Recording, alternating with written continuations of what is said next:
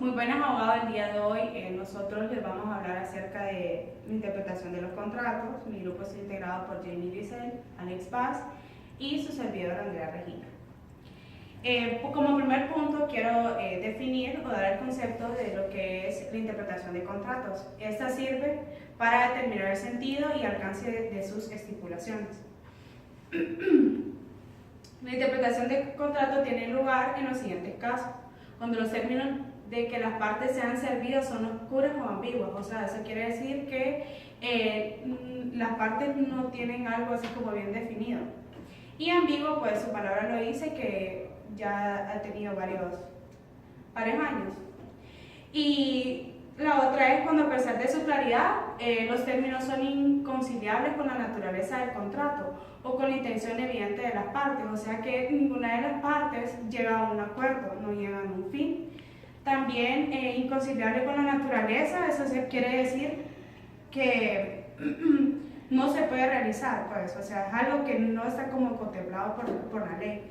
Y la tercera es cuando la comparación de las diversas cláusulas consideradas en conjunto hace seguir dudas acerca del particular alcance.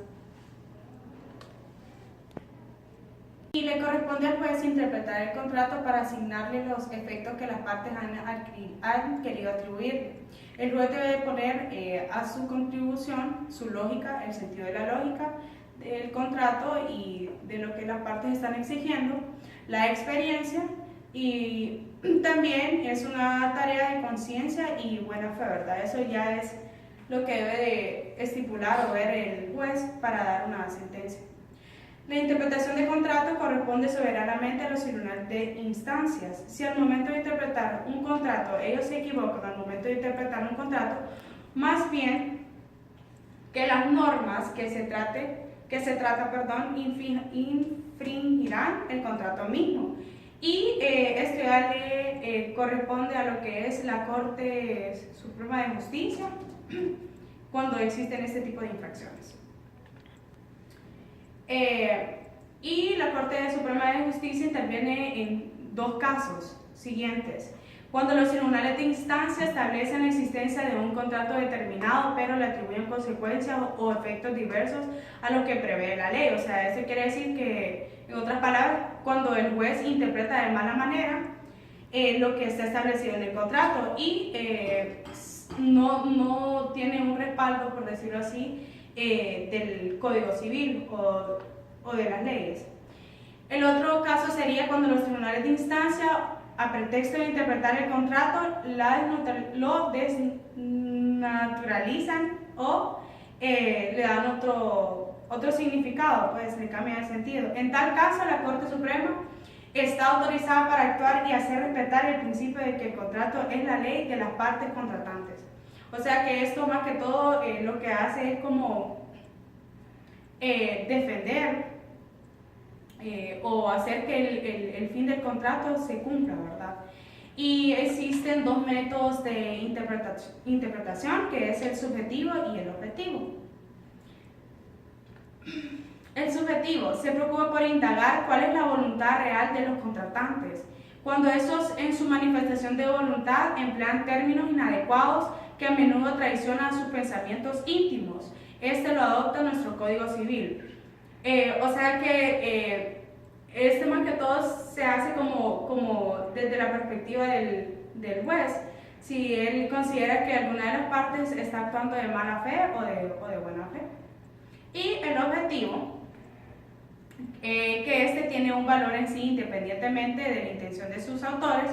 Para interpretar el contrato no debe indagarse cuál ha sido la intención de los contratantes, sino el alcance que corresponde atribuir a la declaración según el uso corriente, las costumbres, las prácticas admitidas por los negocios.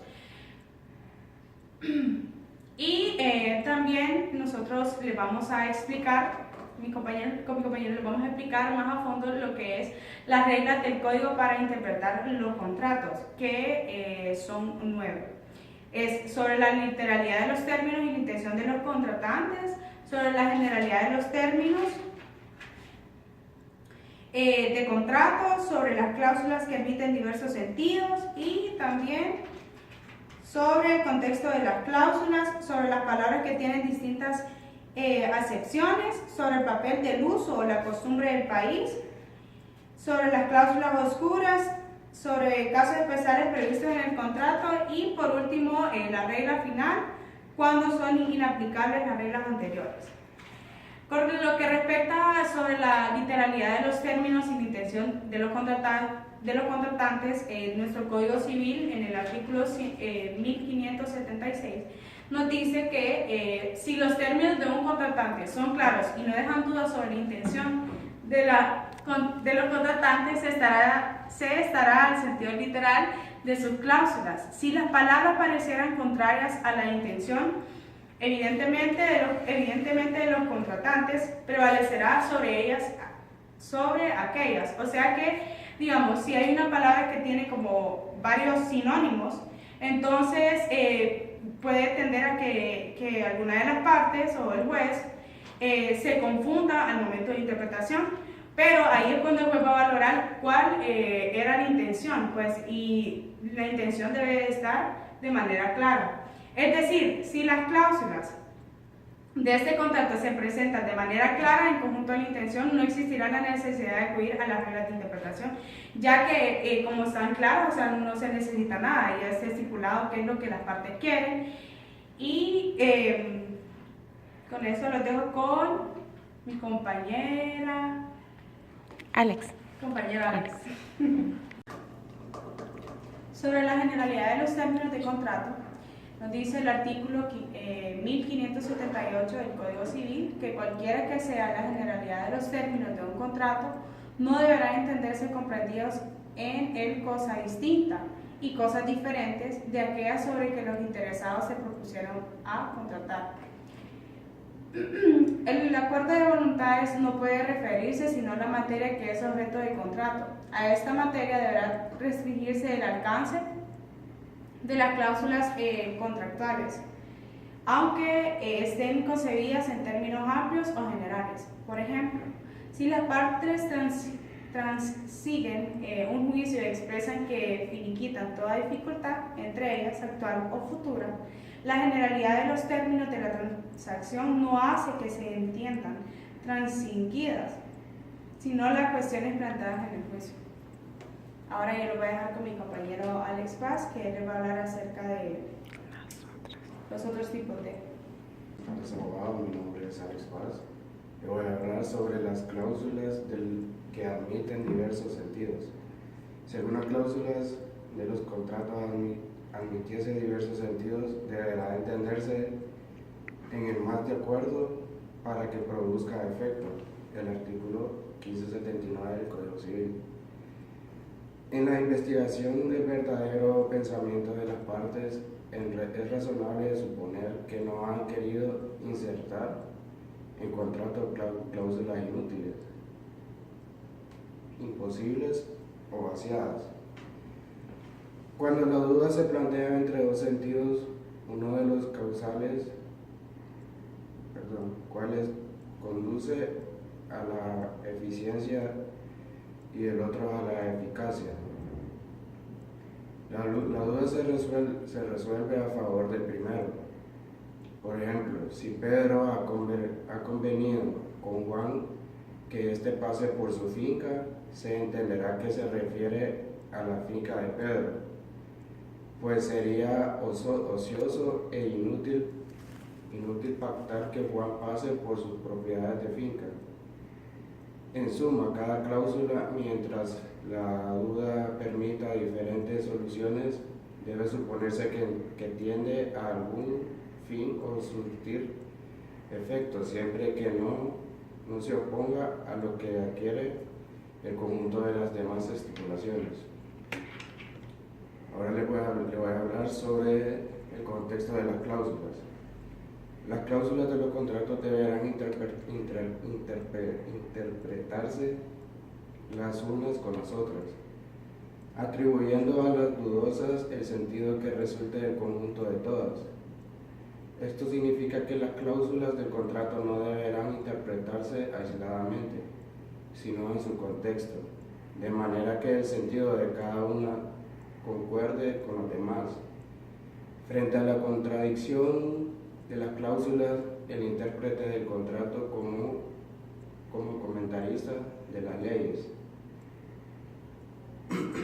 Debe suponer que cada armonizarla en una unidad superior y que para algo fue puesta cada una de ellas. Así restringida recíprocamente los términos alcances de las cláusulas que parecieran contradecirse y limitando casos que abarquen, reduciendo su campo de acción. Podrán sustituir sin invadir. Por ejemplo, si en un contrato de venta dice el vendedor en una cláusula que las cosas están exentas de toda carga y luego añade en otra que no responde sino con sus propios hechos, la primera cláusula deberá explicarse por la segunda, suponiendo que el vendedor no ha declarado la cosa libre y exenta sino carga consentida por él mismo, mas no de las que aparecieren impuestas o consentidas por otros poseedores. Al siguiente, sobre las palabras que tienen distintas aceptaciones. Las palabras que pueden tener distintas aceptaciones serán entendidas que aquellas que sean más conforme a la naturaleza y el objeto del contrato. Esta regla exige que para precisar el significado de que usa una palabra, se entienda a la naturaleza y objeto del contrato. La naturaleza significa que la índole genera el contrato y sus fines según la ley. El objeto del contrato supone que aquí más el propósito de los contratantes representa lo particular de cada convenio, así como la naturaleza indica lo general en los que cada grupo por esto y en consideración al objeto. Es difícil dar reglas determinadas previamente al caso particular, es la guía siempre. Abogado, continuando un poco con la exposición de mi compañero Alex Paz y de mi compañera Andrea Regina, yo le voy a hablar sobre el sexto inciso sobre la gente que habla sobre las interpretaciones de los contratos. El sexto inciso nos dice sobre el papel del uso o la costumbre del país.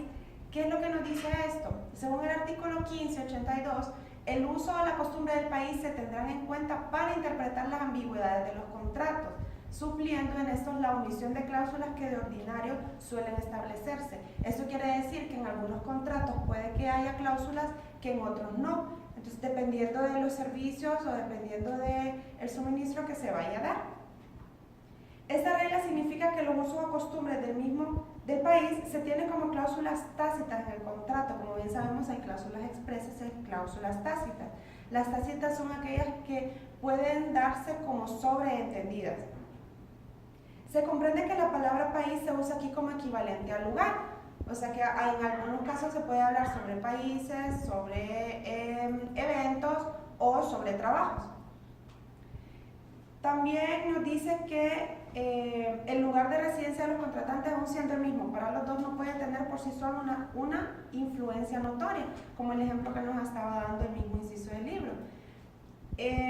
Por ejemplo, si se arrienda una cosa por tiempo y un precio determinados, sin decirse si el valor va a ser por día, por semana, por meses, entonces ya ahí tendrá que pactarse por las dos partes, ¿verdad? Que hayan firmado el contrato. Y si no hay costumbre fija, nos dice la ley da las reglas, que es básicamente la interpretación de contratos de la que le hemos estado hablando. El inciso número 7 nos habla bastante sobre lo que son las cláusulas oscuras. Como mi compañera Andrea Regina lo había explicado, estas son básicamente aquellas que no están claras en el contrato, que pueden, igual que las expresiones tácitas, sobreentenderse. Serían bastante parecidas a los vacíos legales. Esta regla que nos habla del artículo 1583, la interpretación de las cláusulas oscuras de un contrato no debe favorecer a una de las partes, porque puede sobreentenderse que alguna de ellas pueda haber efectuado la ambigüedad o la oscuridad a propósito. Entonces, por esto, esta regla nos dice que no debe favorecer ni a una ni a la otra. tiene un carácter penal y esta regla castiga la oscuridad causada de propósito, si acaso se diera, porque no tiene aplicación cuando la oscuridad es imputable a ambas partes, porque puede ser que por algún malentendido o por X razón no se haya pactado esto, entonces si afecta a ambas partes esto no procede. Algunos casos también se puede dar por medio del notario. Las dificultades de imputación se agravan cuando el contrato se celebra en escritura pública, porque esta sí ya sería imputable no a ninguna de las dos partes, porque ellos no tuvieron nada que ver en cuestión de la redacción, ¿verdad?, del contrato, sino que ya vendría a dar al notario. Al final nos habla un poco de lo que dice, presumiéndose por la ley la buena fe, la prueba de que la oscuridad procedió de una de las partes. Siempre se presume la buena fe por parte de ellos, pero para dar un ejemplo, en los contratos de seguro, como nos dice el libro, son unos contratos en los que las cláusulas son propuestas siempre por el oferente, por decirlo así, ¿verdad? Y en estas cláusulas la oscuridad en ellas no puede favorecerle, según la presente regla, que es el artículo 7. Para continuar, sobre casos especiales previstos en el contrato es el inciso número 8. Cuando en un contrato se ha expresado un caso para explicar una obligación, no se entenderá por solo eso haberse querido restringir la convicción a ese caso, excluyendo los otros que naturalmente se extiendan. En el artículo 1584 podemos encontrar este inciso. Para explicar el alcance de las obligaciones de la parte o para evitar dudas, ya sea por alguno de ellos, suele el contrato prever determinados casos o situaciones, ¿verdad? Por este solo hecho no se entiende que las partes han querido limitar los efectos del contrato al caso o casos especialmente previstos. Ya para finalizar les vamos a hablar sobre la regla final cuando son aplicables las reglas anteriores, las 8 anteriores. En el artículo 1585 podemos ver que dice, cuando absolutamente fuera imposible resolver las dudas por las reglas establecidas en los artículos procedentes, si aquellas recaen sobre circunstancias accidentales a los del contrato y este fuera gratuito,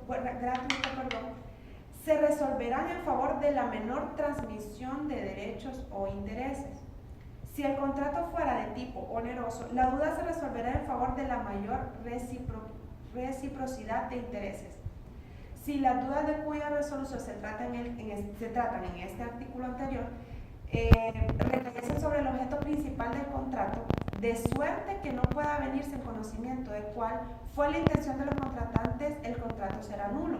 Pero al final nos habla un poco de que no puede aplicarse ni la nulidad relativa ni tampoco la nulidad expresa. Como bien sabemos, la nulidad expresa es la que se da claramente en su redacción y por todos sus términos. Y la nulidad relativa es solo a una parte del contexto. Tampoco nos dice, no queda comprendida en ninguno de los casos previstos en los artículos 1586 y 87. Y en segundo lugar, porque un lado admite confirmación, puesto que cualquier interpretación dada por los interesados hace cesar la oscuridad y convalida el contrato.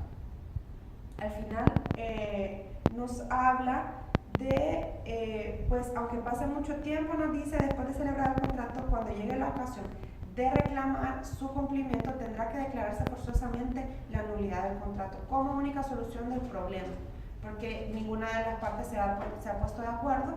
Entonces en este caso ya se daría el contrato por nulo. Y ha sido nuestra aportación, abogado, para la clase de obligaciones 1.